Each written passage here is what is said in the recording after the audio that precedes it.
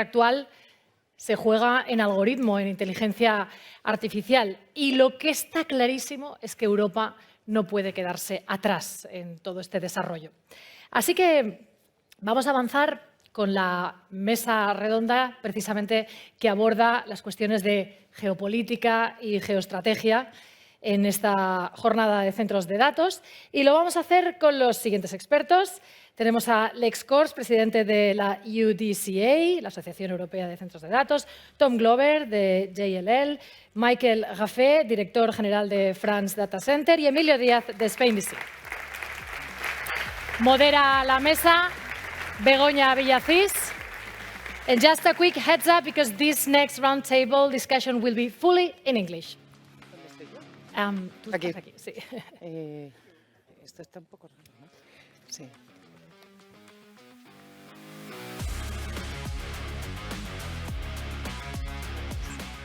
Voy a mover un poco esta silla, ¿no? Me han hecho aquí.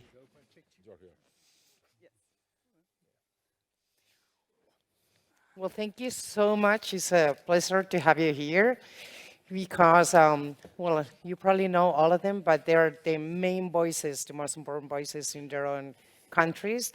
And we talk about Spain a lot today, but every time we talk about Spain, we talk about Spain as a part of Europe, as a part of a European strategy that needs to, I mean, we need to agree with each other in order to be stronger.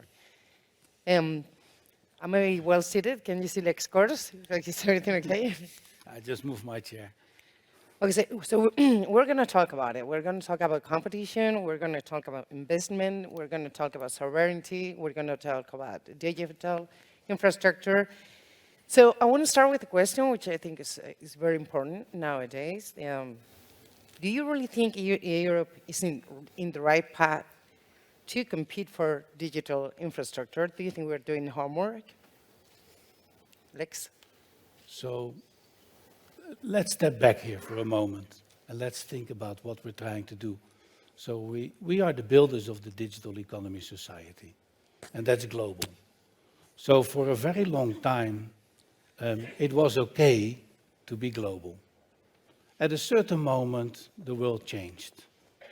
And during that change, we realized that our infrastructure was at risk, or our data was at risk. And so we now have to, let's say, speed up. Is it easy? It's not easy.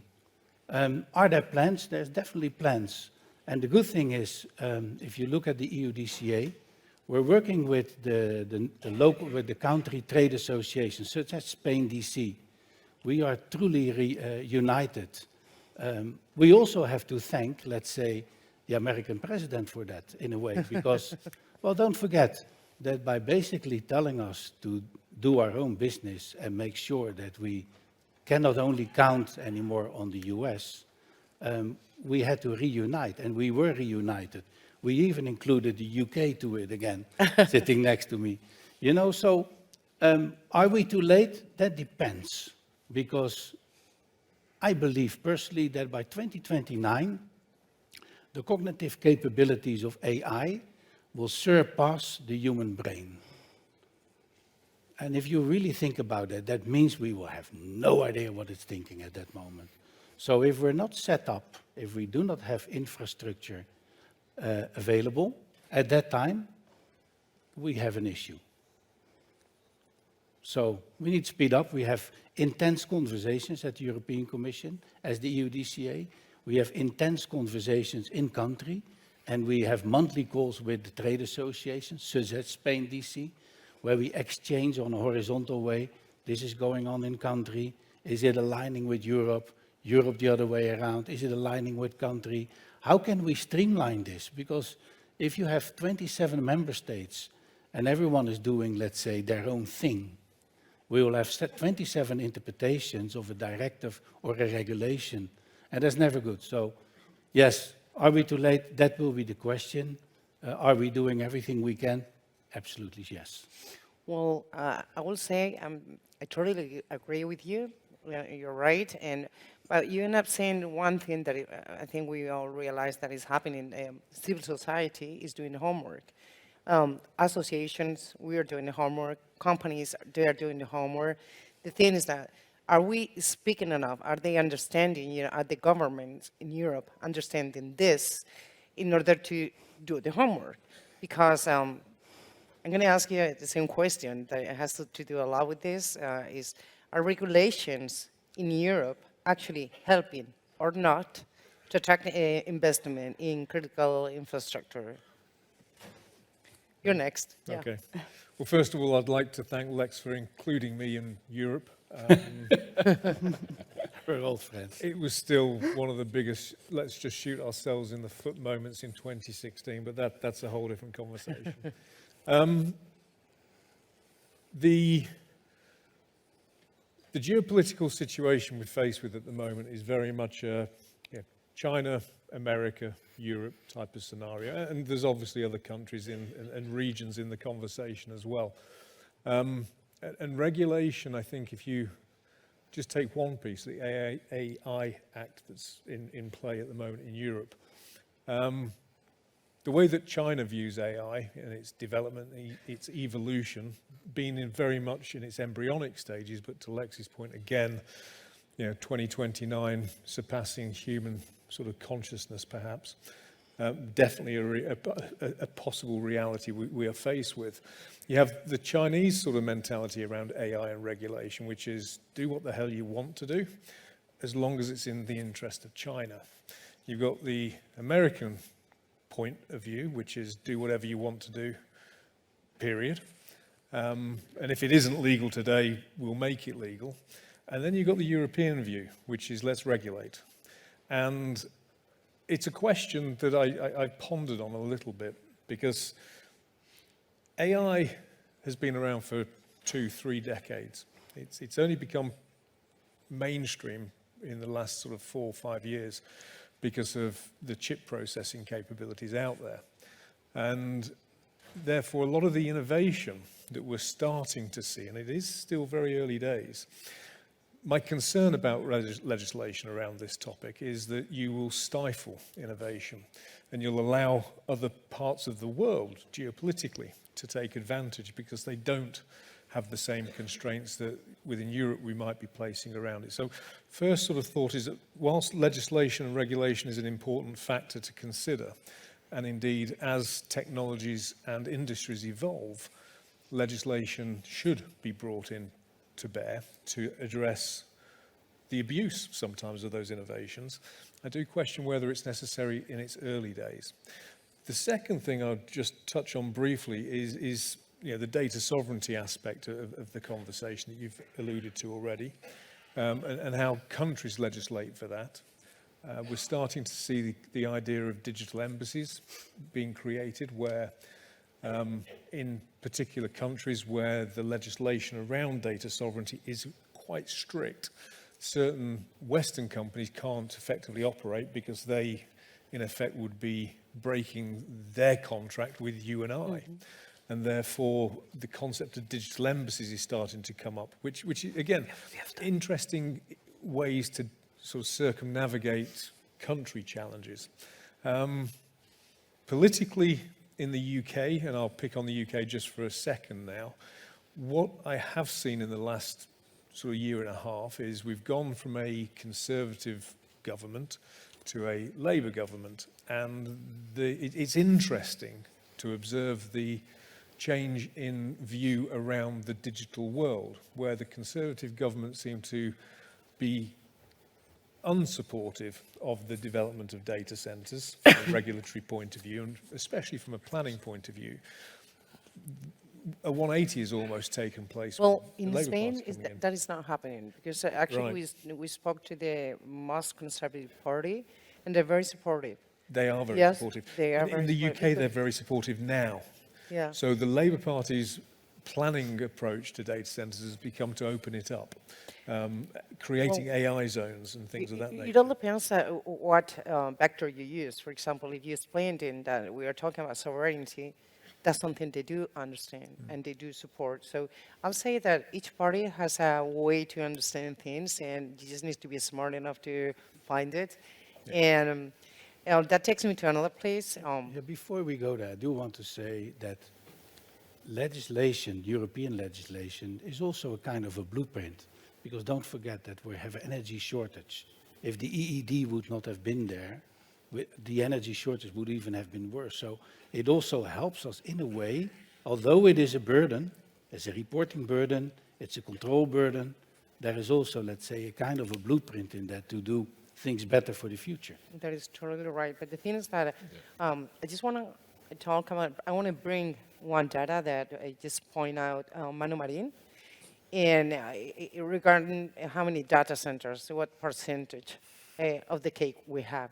He's talking about 40% of the data centers, they're Americans, a very high importance percentage were Chinese, and very few, was it like 4% are Europeans, which is, I mean, we are behind. As someone said, AI is something that Americans invented, China has copied, and we regulate. So I just want to know how we can balance, talking about European sovereignty, how we can balance between regulation, hyper-regulation, or even strangle the sector before it's even born. What can we do in Europe? Emilio. Well, thank you. First of all, thank you so much to our college just to come here in our 5 meeting. Well, I completely agree with you. I think that we have to do a lot of things. I don't know if we have time to do before 2029, no? But we have to try. No? I think that we have examples in the history, like the internet use, that start in the 2000s, and we start to use, and after that we regulate a lot of things in these 25 years. We cannot do that with the EI. No? I think that is an example that the people start to use one thing so with that potential, and really the regulation could be later. I think that we need regulation for sure, but for example, just to see what investors are coming to our countries. No? For example, what technology we are using. No? Are we using the property? What is going to happen with the intellectual property? All these kind of things can be regulated, and they don't stop the market. But really, the things that we are doing, that Europe is doing in regulation, is talking about the head on the data center, about the energy, about bit in the energy in our country. In a special, we have a big problem with the access to energy, and really the decisions that the government are doing, I think that are not agree with our competitors are doing, that really are China and US. No? And I think that we have a lot of things to do. I think that UDCA is very important for companies, little companies in Spain that are more local, because the multinationals has capacity to do lobby in the Commission, in the European Commission. But for little companies that are operating here in Spain, the labor that you are doing there is very good for us, and we need that kind of activities. I think the big difference here as well for the US, they have the training centers. Right. So they're building the gigawatt data centers where we have the inference. We're trying to get the inference. And there is a reason to that as well. There's a very commercial reason. Our cost of energy is nearly twice as the US. And you may argue they have gas. So did we. But that's a regulation as well. But that's a regulation as well. It's all taxes and regulation and stuff. And until there is no climate to invest into large-scale gigawatt data centers, because of cost of energy, which is one of the biggest components, I think it will be tough. Exactly. As I was saying, we are Europe, a land of right, a land of protection, a land of civil rights as well, a land of freedom. Therefore, we want the data centers to be in Europe. But we cannot do it, with high regulation, so they go away. I mean, that is not the fact. So I wanted to ask Rita, since she is from PortugalDC. We can say that we're very close countries, and we are southern countries. What role can southern countries play compared to the traditional markets? What can you learn from the historic territories? So thanks, Begoña. It's really a great pleasure to be here. So, and I was listening to all the speakers and the panel of this morning, and so we feel a lot of good energy and lots of opportunities. So I think we are really in the right industry at the moment. So before I going to your question, let me make a small overview of the PortugalDC Association. So we start this project more or less 2 years ago. We have right now 122 members, that it's a lot. So they represent different kind of companies, and they represent all the data center ecosystem. So going back to the, how can I say, what is the installed base of data center in Portugal. So we have more or less 35 megawatts, comparing with Spain that have more or less 400 megawatts, and of course comparing with London, only London city that could be more or less around 1,000. Yeah, correct? Yeah. So we are really the new kids on the block. So we need to learn from the experts. We need to learn from EUDCA, what Lex was saying before. So we belong to EUDCA also. We go to every... We belong to you. Thank you. It's not only you belong to EUDCA, we belong to all the trade associations as well. Of course, we work closely from the day one with the Spain DC, and it's a great pleasure, because so actually what I have in mind what Raul was saying in the last round table. So we have everything. We have everything as Spain. So we have a very big fiber optic network, very good in all the country. We have a lot of very good connection with submarine cables. So we connect all continents. So now we have a new announcement of a very important submarine cable from Google. So it's official public information. So in this submarine cable will connect US, Azores and Portugal with 7,000 kilometers. This is a very huge project that will start right now. And of course, energy. We have cheap energy and green energy.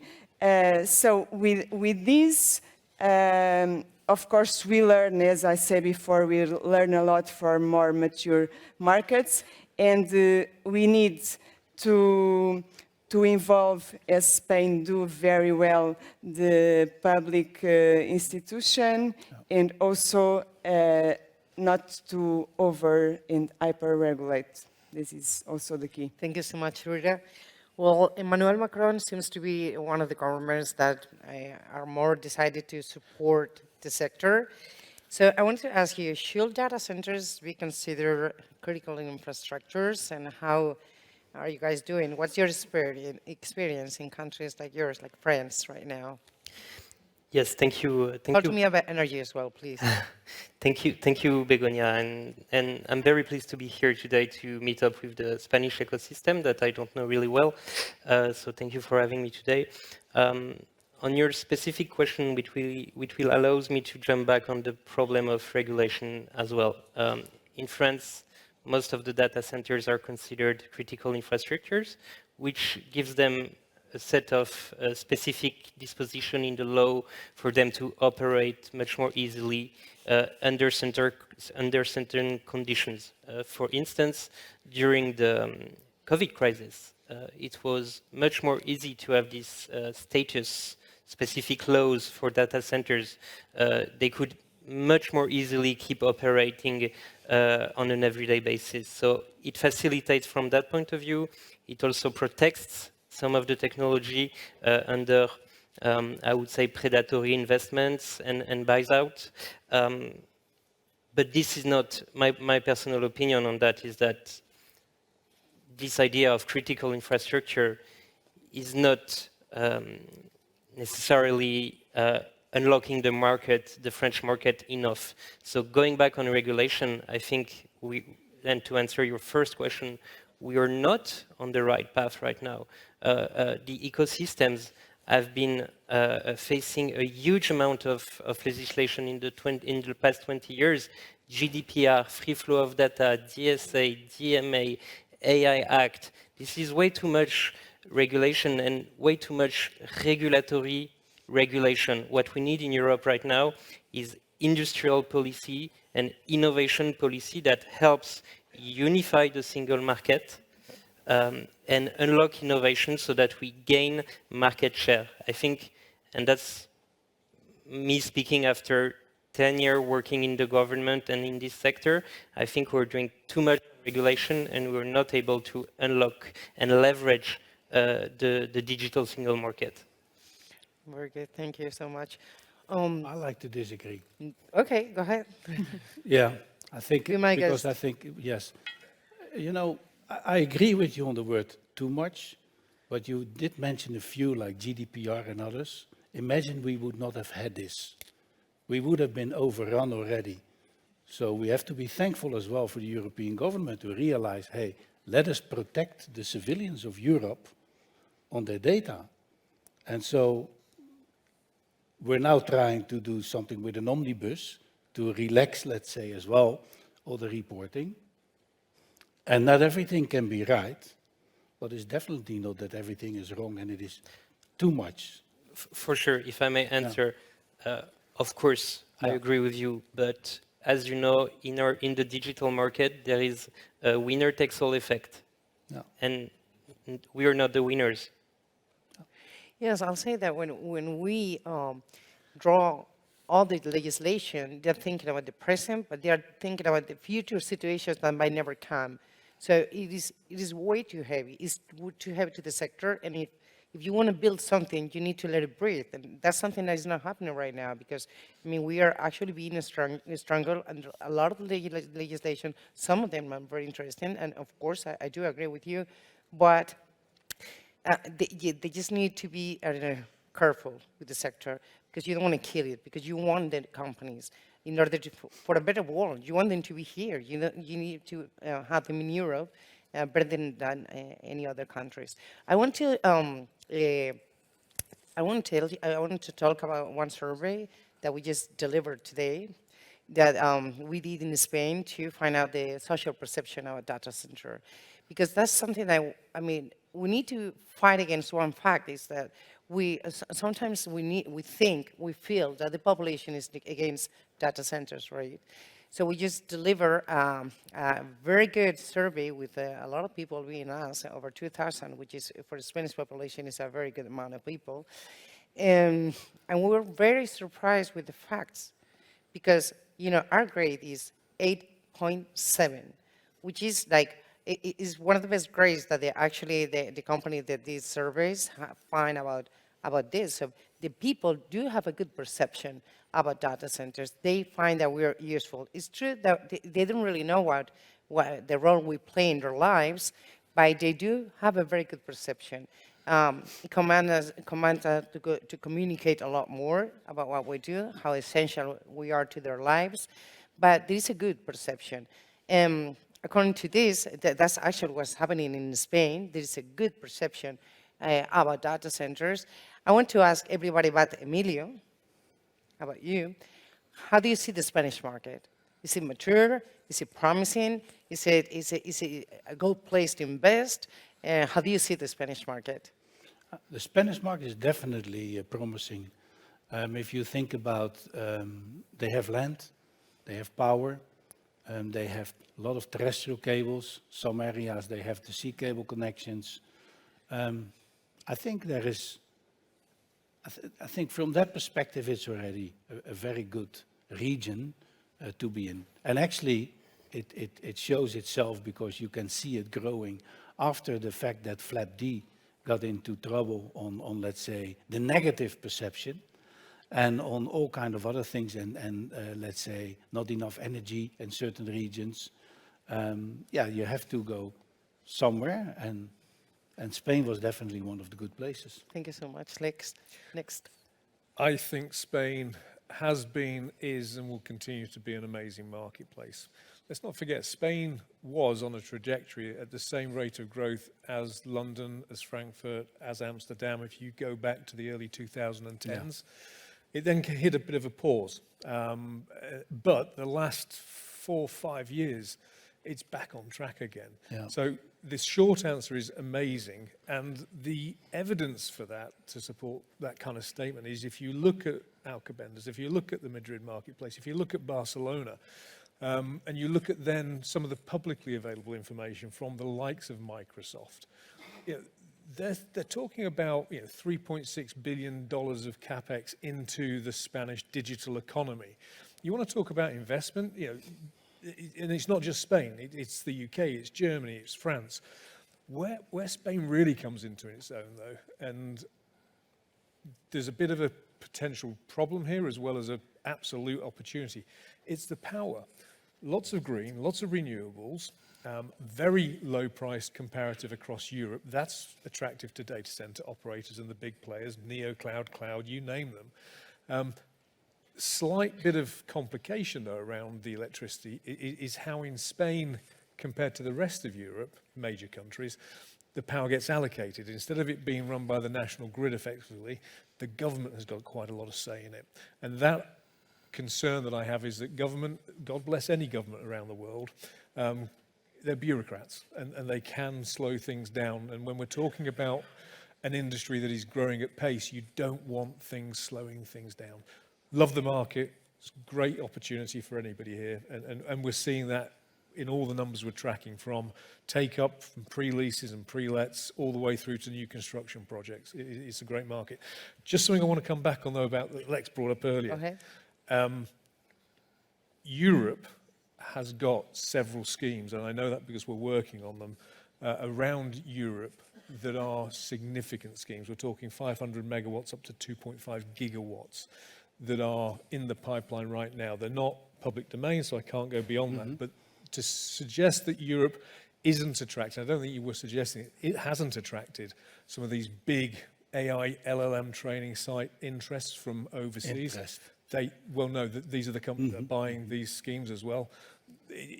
I would predict that in the next 12 months, some of these will be in the marketplace, people aware who's doing what and where. You want to keep skipping? But it's billions, US doing trillion. This will be the 2.5 gigawatt site that we're on right now will be billions. You can keep talking. It's a lot. We'll take it. We'll take it for Europe. Yeah. Okay. I think you might be say the same. The place to be is the data center is the place to be in Spain. It is true. Emilio, I wanted to ask you about the blackout. Sometimes we need to talk about things. I mean, do you think that the blackout might be a good opportunity for Spain, since then the government approved like very strong investments to reinforce the whole net? So do you think it might be really, I mean, it was finally good? I think that they are working in the correct way. I think that the government is trying to do the things better in terms of energy. They are the last law that we can see in this summer. No, I think that they are going to go to shortest time to develop grids. Now we work in a 5-year plan. They are going to work in a 3-year plan that could be correct in the year by year. And I think that this is a very good news for us. No? Well, it depends on the speed. No, depends on the speed that they are going to put on that. No, if they start tomorrow and we start to see that on the market early, I think that is a very good news. It's a very good news for us. I think that for Spain, we are going to be the cheapest in terms of energy in the future, for sure. We work 20%, our costs are 20% better than the cost that you can have in UK or France. And I think that that for us could be two things in the future that we cannot lose. No? And I think that it could be a very good opportunity. The governments work on that. The communities has to work very hard in the permitting. The permitting is really low, is very slow. And I think that we have opportunities to do better. And with all these kind of things, I think that could be a player. We are at tier 2. I completely agree with you. We are not going to be able to be in the same level than France or UK or Netherlands. I think that, but we are in the way that to be close to that in the next 10 years. Yeah. Well, Rita, we are talking about regulation, we are talking about energy. I will say we're talking about the same thing, actually, because when we talk about energy, we're talking about the price of energy, and the price of the energy is regulated. A big part of the bill is, of course, taxes and government choices. And I know you guys in your government, you're like doing the homework. You start to talk, I want to talk about your example, how you are talking to the administration, how they're starting to be open to talk to the sector, because in Spain we're feeling the same, actually. We're starting to feel how the administration is becoming like more open to the sector and ready to listen to us, and we are seeing the last legislative regulation, we are starting to see how the data centers are being considered. So I want you to speak about the Portugal example, how you're talking, the things that you're doing. So actually, is one of the most important points that the governments work in the public and the private sector work together. So I think this is if we can say there is three main pillars or important things. One, of course, is the government, the private investment, that there is a lot in Portugal and also in Spain, of course, and also the perception and the communication to the society, that I was very impressed about the perception and the result of the inquiry. So going back to the Portuguese government, what are we doing? So we have, like Spain DC, do a lot this relation for a long time. We are doing also with the Portuguese government. Actually, the Portuguese government last month nominate and designate a national regulate authority for AI. So they start to talk about digital transformation. They already, last month, they hired a CTO for internal government digital transition. That is very important. So I think now they are more aware of this industry. They are more aware that so the economic impact of GDP will be very huge, and also the number of jobs that this industry will bring in the I can say in the near future. So actually, I translate to English a quote from our Portuguese Prime Minister that he made two weeks ago, that I think it's highlights a lot the involvement and the changing of the mindset that the government is doing. So I quote, AI has the potential to reshape all the economic sectors, activities, and every dimension of our society, and ensure the technical innovation that we need. So I think they have in mind this, and so we are keep working together. Okay, thank you. It's going to be the last question for you, but I'm going to go through all of you. But you need to be very fast because you can see the watch as I can see it right now. And so when we ask the people, directly to the people, you know, nobody in between, we just went to the street and asked to the people. We found out that when we asked them about data center, the main you know, the thing that they worries them the most, is it energy? No. Is it sustainability? I'm sorry, but no. It is for us, but it's not for them. Is it any other thing? No, they are worrying about their data protection. That's what actually worries them the most. Yeah, and it's normal. I mean, I think about my data, I think about my pictures, I think about the pictures of my kids, and actually it's very understandable. So I want to ask you, is data protection actually a driver to consider in Europe?